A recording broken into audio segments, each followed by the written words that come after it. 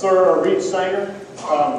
I got a head start on that. Went around, I've hit about one street in my neighborhood. It sounds terrible, hit one street in my neighborhood. It sounds like I'm bothered. But we've gone to kind of one street in our neighborhood, inviting them, and I will report to you that I haven't had a door slammed in my face. I've had nobody look at me and tell me to get out of their yard or get out of their house or anything like that. I had very positive responses back. And what's really been interesting to me is as we talk to them and ask about needs that they know of. And I live in an area where the reality is probably not going to be many in our specific neighborhood that are going to have needs themselves. And so I would say, if you know of somebody that has some needs that we can do, and they say, well, what are you talking about? I'd say, well, anything from a single elderly lady that needs help changing some light bulbs in the house to some yard work or things like that. It's been interesting because the response that I've gotten back has been, well, I don't know of any. But when y'all go do that, can you let me know? Because I'd like to go out and help you. And these are people, folks, that they're not going to church anywhere. And I was really struck by that the first time that somebody said to me, hey, I would really like to be a part of you, of going out and doing good in our neighborhood. My first thought was, no, you don't understand. We're wanting to go and by doing these projects, we're wanting to share the gospel with the people that we're doing the projects for. And God kind of said to me, hey, Grant, get this. It might be that you're going to do servant evangelism. And the people you're going to be evangelizing are the people serving right alongside you. And I thought, oh, okay. So I want to encourage you, man, if you're a little bit nervous about going out in your neighborhood, a little bit nervous about talking to people in your neighborhood, don't be. When you go and say to them, man, we are here, we just want to pray for you, we want to pray for things going on, and we want to find out needs that we can help and needs that we can meet within the community of Sanger. People get excited about that. They think it's really cool. And then you can, out of that, you get to hand them a card and say, man, we'd love to have you come worship with us on Easter Sunday. They're not going to slam the door in your face. Now, you might, I say that, and some of you are going to go out and you're going to have one slammed in your face. Well, it may happen. But for the most part, people are going to be excited. Because they're going to say, I want to be a part of that. So I want to encourage you. Take your neighborhood. And if you don't have a neighborhood, like I said, we live in a kind of defined out neighborhood. It's easy to walk house to house. If you don't have a neighborhood, make sure and let us know. And if you want to get started before Reach Sanger starts on the 13th, let John know, and I'm sure he can hook you up with somebody that's working in a particular neighborhood so you can go and help and be a part of that. But it is a great opportunity for us to go out to meet our neighbors, to find out what are the needs in our community, and how we can be praying for them, how we can help and minister to them. If you've got a Bible, I want to ask you to turn to Luke chapter 22. The title of today is Blasphemy? No.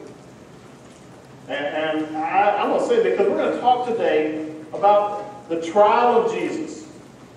C.S. Lewis had a quote that said, Jesus is either a liar, a lunatic, or Lord. Now I want to tell you, the first time I ever saw that quote, without the context that it was written in, I was a little bit offended. And I was a little offended that C.S. Lewis would say this. And I thought, man, that's blasphemous to say that Jesus might be a liar or a lunatic. Well, then you look at the context of the quote in which it comes in. And what C.S. Lewis says is that when you read the Gospels, when you look at what the Bible tells us about Jesus, what Jesus himself says, what he says about himself, his own statements about who he is, these are the only options that you can come down to.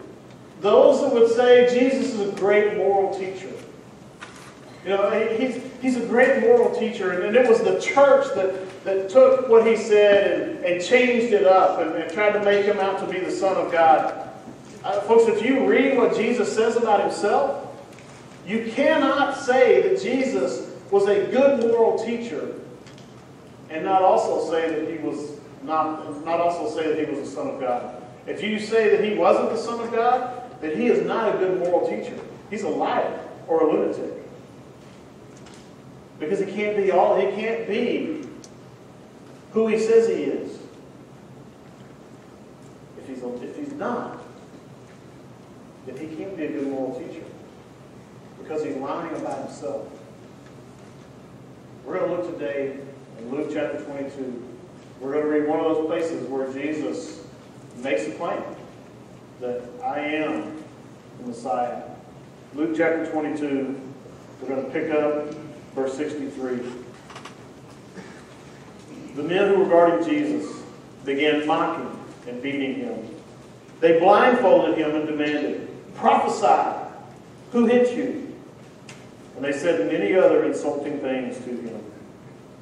At daybreak, the council of the elders of the people, both the chief priests and the teachers of the law, met together, and Jesus was led before them. "If you are the Messiah," they said, "tell us." Jesus answered, "If I tell you, you will not believe me. And if I asked you, you would not answer. But from now on, the Son of Man will be seated at the right hand of the mighty God." They all asked, "Are you then the Son of God?" He replied, "You say that I am." Then they said, "Why do we need any more testimony? We have heard it from his own lips." We start this passage. Even before his official trial, Jesus is experiencing mockery. We're not told in the Gospels how long the night questioning lasted, but it probably was a few hours of the chief priests and a couple of the elders that were questioning him and asking him and berating him. At some point they stopped. Probably the chief priest got tired and decided to go take a nap, sleep up for the morning. But so at some point it stops, and then at that point he's handed over to the guards. These were the temple guards. They were Jewish men. And these Jewish men are taking him, and they've got Jesus, and they're looking at him, and they're thinking, well, we've got like a lot of hours before anything else happens. And so to pass the time, they decided to start abusing and mocking Jesus. And so they start out, they say, "Are you a prophet? Hey, if you're a prophet, let's blindfold him. Let's hit him. And then if you're a prophet, you can tell us who it is that hit you." Isn't it amazing that Jesus takes all of this abuse? These guys spitting on him, mocking him, hitting him, and he doesn't retaliate. Jesus never once says, "Hey, guys, y'all read the law of Moses, right? Y'all know that in the law of Moses that it is illegal for you to beat a man before he has been convicted of a crime." He had the right, Jesus had the right to remind them to say, "Listen, what you're doing to me is illegal. It is against your own rules." He could have stood up and he could have demanded and said, "This is wrong." But he just took it. The most powerful man in all of the world, a man who had control and command of a legion of angels. And think about angels. When one angel comes and stands before a person, that person falls on their face in terror. Jesus controlled a legion, thousands, tens of thousands of angels that he could have called down. But he doesn't. He takes the abuse. They spend who knows how many hours mocking him, beating him, ridiculing him. And Jesus just takes it. And finally, verse 66 talks about the trial. And finally, we have a legitimate trial. Really, I would say a semi-legitimate trial. The Jewish law did not allow for trials at night. And so the questioning of Jesus before the chief priests was again something that was illegal according to their own law. They were violating their own law in questioning him at night. They violated their own law and mocking him and beating him. And so here you have the hearing for the high priest is illegitimate. They bring him before the Sanhedrin. The NIV calls it the Council of the Elders.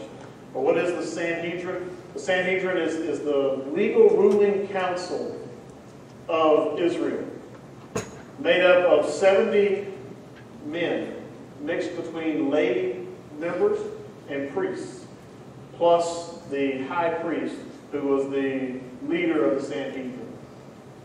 And the Sanhedrin had within it two kind of competing groups. One group was the Sadducees. The Sadducees was made up primarily of the priestly families. And so men from the priestly families, they were part of this group called the Sadducees. The lay members were mostly from the group of the Pharisees. Now, the Sadducees and the Pharisees, one, they just didn't like each other.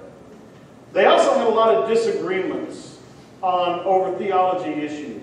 If you want to put it into modern day parlance, you had the Democrats and the Republicans, and I won't say which one were Democrats and which one were Republicans. But you know, I mean, how hard it is for Democrats and Republicans to agree on anything.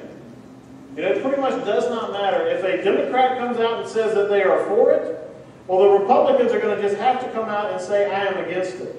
Which I've always thought, you know, somebody needs to just come out and say, I am for loving puppies. Because the other party is going to have to come out and say, no, we hate puppies. I mean, they can't agree on anything. That was the Pharisees and the Sadducees. There was not much of anything that these two groups could agree on. They disagreed, they hated each other. Except there was one thing that they could agree on. The one thing they could agree on was that Jesus was a danger. He was a danger to them. This trial that's held in the morning is legitimate on the basis of who is ruling, who is running the trial, the Sanhedrin, with the high priest in charge. It's legitimate on the time, because it's during the daytime, which is when they were supposed to hold their trial. But the other Gospels tell us that it was illegitimate because they tried to use false witnesses. And the other Gospels really kind of point to the fact that they knew these guys were lying. That they brought in people that they knew were lying, and so they couldn't even agree on anything. They one would make an accusation, another would make an accusation that like just completely set this one aside. And I mean, it was a mockery. So the trial is legitimate based on the time of day that it was. It was legitimate on who was ruling, who was running this trial. But it was illegitimate, it was illegal on the way that they were operating it. And then they go in and they start to ask questions. And it's interesting because Luke does not get involved in all the other questions about the Jewish temple and the law and all of that stuff and taxation. Because for Luke, to his writer, to his readers, who were primarily Gentiles, none of that stuff is important. Luke just boils it down to the basic accusation that Jesus, are you the Messiah? This trial is also not legitimate because Jewish law does not allow a person to condemn themselves. Jewish law actually does not take a person saying, yes, I am guilty, as being a legal verdict. And so them having Jesus declare himself or condemn himself is illegitimate. Well, then they make the accusation. Again, Luke records, the only accusation Luke records is that Jesus was the Messiah. For him, that's what really mattered. Is Jesus the Messiah? This is the question. This is the question that everything hinges on. Because if Jesus is the Messiah, then there is only one action that is legitimate. And that is for the Sanhedrin to fall before Jesus and say, Jesus, we will do what you say, and we will submit to your authority. I had a friend that argued the case that he really believes that the Sanhedrin, the leaders of the Jewish people, he believes that they recognized that Jesus was the Messiah. When he first said that to me, I thought, no way. No way can you say that these guys recognized that Jesus was the Messiah, because if he was, they know their Old Testament well enough that if they recognized that he was Messiah, they would submit to him. They said, Grant, that's the problem. They didn't want to submit. They didn't want to submit themselves. They did not want to give up their power, because they recognized that if we say, Jesus, you are the Messiah, you are the Son of God, then the only step they can take is to say, we give up our power, we will let you be in command. They liked holding on to their power too much. And so they wouldn't, even though they recognized that he was the Messiah, they wouldn't submit to him. And folks, we've got to ask ourselves the same question. The accusation is still there. Is Jesus the Messiah, the chosen one, the Son of God, who came to give his life for you and I? That is a question that you and I have to make a decision on. Do we recognize him as the Messiah? And if we recognize him as the Messiah, then we need to take action. And Jesus gives an answer in verses 68 to 70. I love it because they have accused him, and Jesus says, hey guys, you don't want my answer. You don't want to hear what I really have to say to you. And he's saying that because, again, you don't want to hear it, because if I say it, then you should admit that you already knew it. He said, you don't want my answer, but I'll give it to you. And he makes in verse 69 a major declaration. If you got a Bible, flip over to Daniel chapter 7. In Daniel chapter 7, this is a passage that Jesus actually references, alludes to in his answer. When he talks about, you will see the Son of Man come and seated at the right hand of God. Here in Daniel chapter 7, verse 13, it says, in my vision at night, I looked, and there was before me was one like a son of man, coming with the clouds of heaven. He approached the Ancient of Days and was led into his presence. He was given authority, glory, and sovereign power. All nations and peoples of every language worshipped him. His dominion is an everlasting dominion that will not pass away, and his kingdom is one that will never be destroyed. When Jesus makes his answer, and he alludes to this passage, the Sanhedrin knew their Old Testament well enough, especially the Pharisees. The Sadducees, they didn't believe, they didn't like the prophets. They didn't like to hear, they didn't read the prophets. But the Pharisees did. And even the Sadducees, who didn't believe, didn't give them full authority of the prophets, they still understood and they knew. And when Jesus makes this statement, they all recognize that he is declaring himself to be the Messiah. Jesus makes a major declaration. I am God's chosen Son. I am his one and only. I am the one that he has chosen to give glory and power. I am the one that he has chosen to lead Israel and to be the Savior of the world. So now the verdict comes. In verse 71, the Sanhedrin believes that they have all the evidence that they need. Jesus himself has declared that he is the Messiah, that he is the one whom God has sent to bring freedom. And so the Sanhedrin has to make a choice. Will we submit to his authority, or will we fight his authority? Folks, you and I have got to make the same choice. If you are one that likes to say, well, Jesus is a good moral teacher. Jesus taught so many great things. I would say to you, you're absolutely correct. He is a great moral teacher. The Sermon on the Mount is one of the greatest sermons on morality and ethics that has ever been delivered. In that, he turns morality on its head and he says, what you think is good is nowhere near good enough. Jesus is a great teacher of morality. But if you stop there, you're making a big mistake. Because you're making Jesus to either be a liar or a lunatic. Because in his own words, Jesus claimed to be the Messiah. So to say that Jesus is just simply a good moral teacher, a good man, a great leader, is to say that Jesus is a liar or that he's a crazy man. You have to decide, is he guilty of blasphemy or is he worthy of our worship? As for me, I will say that Jesus is worthy of our worship. When I read the gospel stories,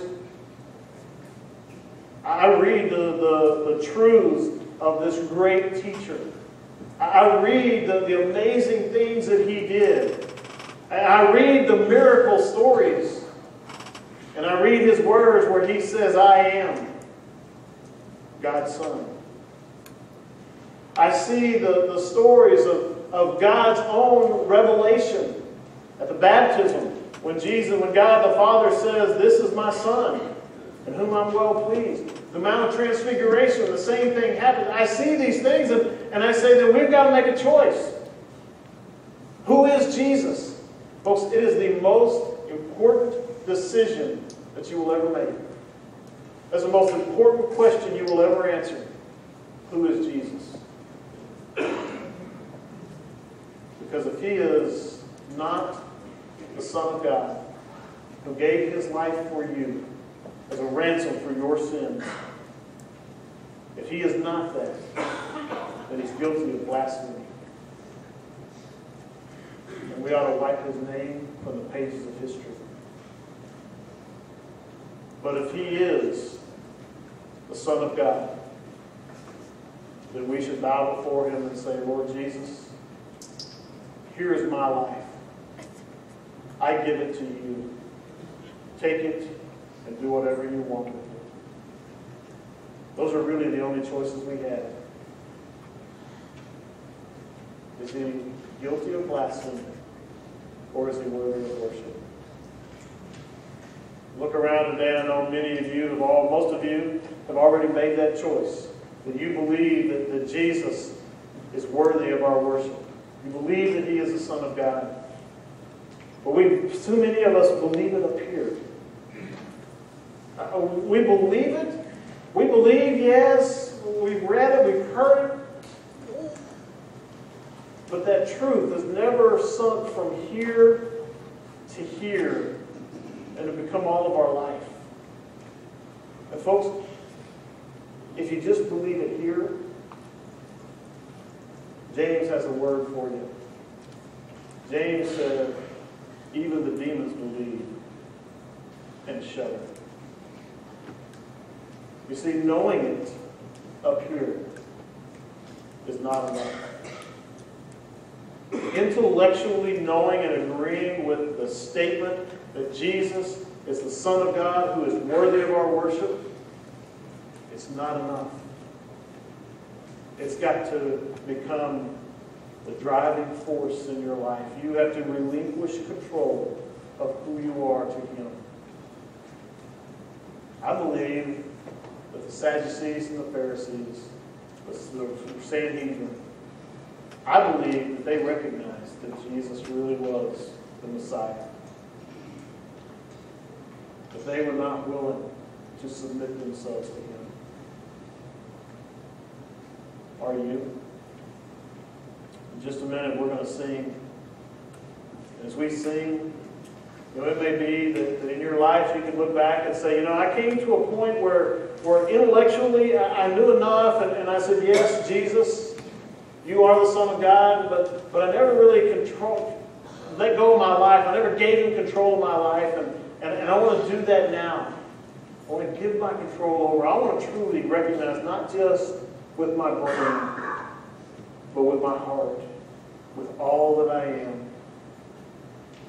I want to give my life to you, Jesus. And if that is you, as we sing, John and I will be standing down here at the front.